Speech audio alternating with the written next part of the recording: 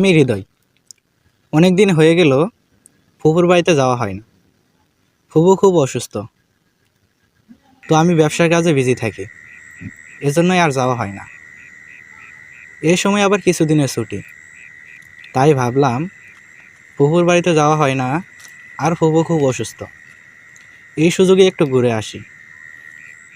তাই ফুপুকে ফোন করে জানালাম আমি বেড়াতে যাচ্ছি।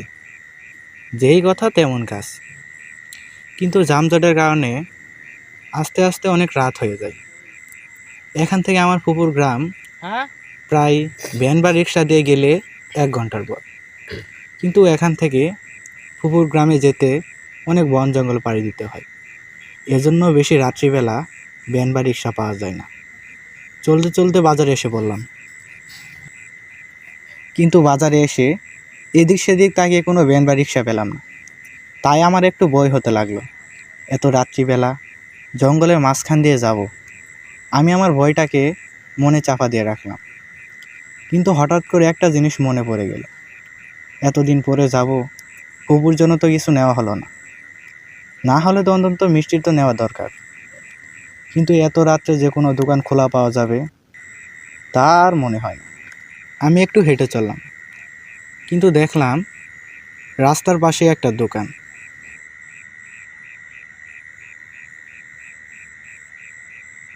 আরে, এত রাতে তো সব দোকান বন্ধ, শুধু এই দোকানটাই খোলা কেন? দেখি তো একটু এগিয়ে। দোকানের সাইনবোর্ডে বড় বড় অক্ষরে লেখা আছে হাসেমদার মিষ্টির ঘর। হাঁটতে হাঁটতে দোকানের কাছে গেলাম।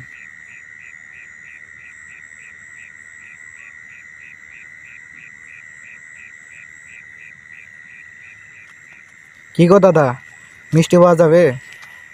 আসেন বাবা আসেন, হ্যাঁ মিষ্টি পাওয়া যাবে। আচ্ছা দাদা, এত রাত্রে তো সব দোকান বন্ধ, শুধু আপনারটাই খোলা কেন? আমি তো দোকান বন্ধ করতে যাইতেছি, দেখলাম আপনি আসতেছেন তাই খোলা রাখছি। বাবা মিষ্টি কয় কিলো দেব? 2 কিলো দেন। হ্যাঁ বাবু। আচ্ছা বাবু, এত রাতে কোথায় যাইতেছেন? যাচ্ছি তো ফুপুর গ্রামে। আপনার বাবার বাড়ি কোন গ্রামে? নাগরতলি গ্রামে। লোকটা নাগরতলি গ্রাম শুনে হতবাক হয়ে গেল। বাবু, আজকে রাতটা কোথাও থেকে গেলে হয় না? কাল সকাল হলে চলে যেতেন। কেন আজ রাত থেকে যাব কেন? শুনেছি ওই গ্রামে নাকি একটা অশিরি আছে, রাত্রিবেলা যে রাস্তা দিয়ে যায় তাকে সে মেরে ফেলে। কিন্তু গাছের কাছ দিয়ে কেউ যেতে পারে না, তাই আপনি আজকে থেকে যান। হা হা হা, আমি ওসব বিশ্বাস করি না। আচ্ছা দাদা, মিষ্টির টাকাটা কত হলো? এই বেশি না বাবু, 1000 টাকা। আমি মিষ্টির টাকা দিয়ে রওনা হয়েছি, কিন্তু লোকটার কথাই আমার কেন জানি ভয় ভয় লাগছে। একটু শান্ত হয়ে হাঁটতে লাগলাম। হাঁটতে হাঁটতে অনেকখানি পথ এসে গেছি। একটু এগোতে দেখতে পেলাম হঠাৎ করে আমার মিষ্টির বাক্স গায়েব হয়ে গেল। কিন্তু এখনই তো মিষ্টির বাক্স আমার হাতেই ছিল। ভয়ে আমার গায়ের লোম দাঁড়িয়ে উঠতে লাগলো। আমি একটু এগিয়ে দাঁড়ালাম। আচমকা ভয়ঙ্কর গলায় বলল, চলে যায় এখান থেকে। কে কে ওখানে? তোর মৃত্যু। আচমকা দেখলাম থেকে জানে লোকটি আমার সামনে এসে গেল।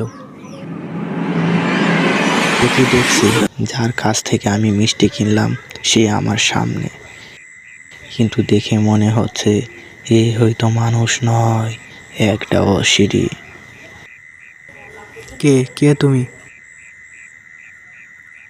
তোর মৃত্যু। আমাকে মারার জন্য অশিরিটা এগিয়ে আসতে লাগলো। এসব দৃশ্য দেখে আমি অজ্ঞান হয়ে যাই। পরে কি হয়েছিল আমার আর কিচ্ছু মনে নেই। আমি চোখ খুলে দেখলাম ফুফুর বাড়িতে।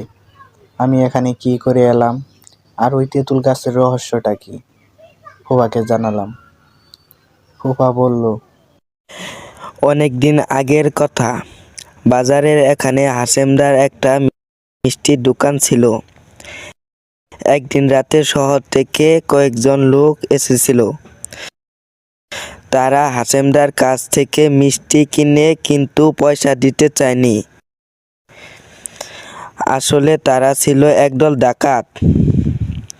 তারা আমাদের গ্রামে ডাকাতি করতে এসেছিল, কিন্তু হাসেমদা বুঝতে পারেনি। হাসেমদা আর ডাকাত দলের মধ্যে তর্কাতর্কি করতে করতে তারা হাসেমদাকে ওই তেঁতুল গাছে এনে মেরে ফেলে। ওই থেকে রাতে যদি কেউ শহর থেকে আসতো, তাকে হাসেমদা মেরে ফেলতো। এই কথা আমার মনে ছিল না, তাই তোমাকে জানানো হয়নি। আমি জানতাম তোমাকে মারার জন্য হাসেমদা চেষ্টা করবে, কিন্তু গ্রামের লোকদের এখন পর্যন্ত কোনো ক্ষতি করেননি হাসেমদা। আমি ফুফার কথাই বুঝলাম লোকটির সাথে অনেক অন্যায় করা হয়েছে।